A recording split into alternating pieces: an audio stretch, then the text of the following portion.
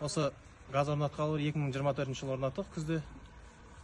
Содан бері күнделікті жаңағы отын жару, көмір тасу деген күйбең тіршіліктен құтылдық. Жақсы жақтары үнемі бір қалыпты температура. Ертеңгісін тұрсаң да жып-жылы, сол бір қалыпты да жақсысы. Бұрын кішкене қиындау болды, енді расына келгенде көмір алу, саржүктен тупиктарын көмір алу өзі бір қиыншылық болған ғой бізде. Енді газ келгелі бері өзі былтыр ғана қостық 2024 жылы. Бүкіл үй ішінде газовое отопление, газовый плитка бар, оған қазан ошақ бар, тоже газовый горелкалармен тұр. Ол да жақсы нетеді. Күнделік қолданған негізі газ 10-нан 10 балл деп айтуға болады. Көгілдір отын түскелі бері жақсарып қалды, тұрмыс тіршілігіміз жақсарып қалды. Бұрын күл шығаратынбыз, көмір алатынбыз, соның бәрі қазір азайды.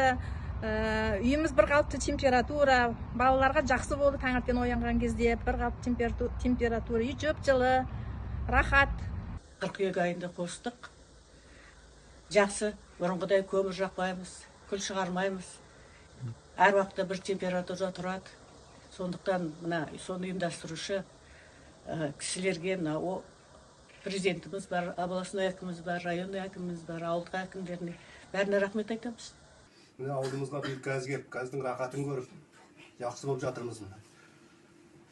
Жылда көмір алып, кейде көмір бар, кейде жоқ болып, тоңып отырушы едік. Биыл ондай болмады. Үкіметтің арқасында жылдың басында газ келген, газымызды қосып алғанбыз. Үйіміз жылы, рақат жақсы болды.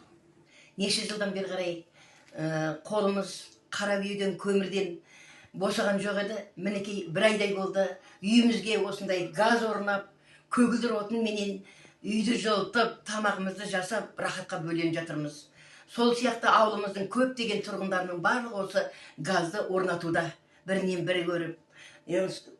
Біздің ауылымыз көркейіп жатыр.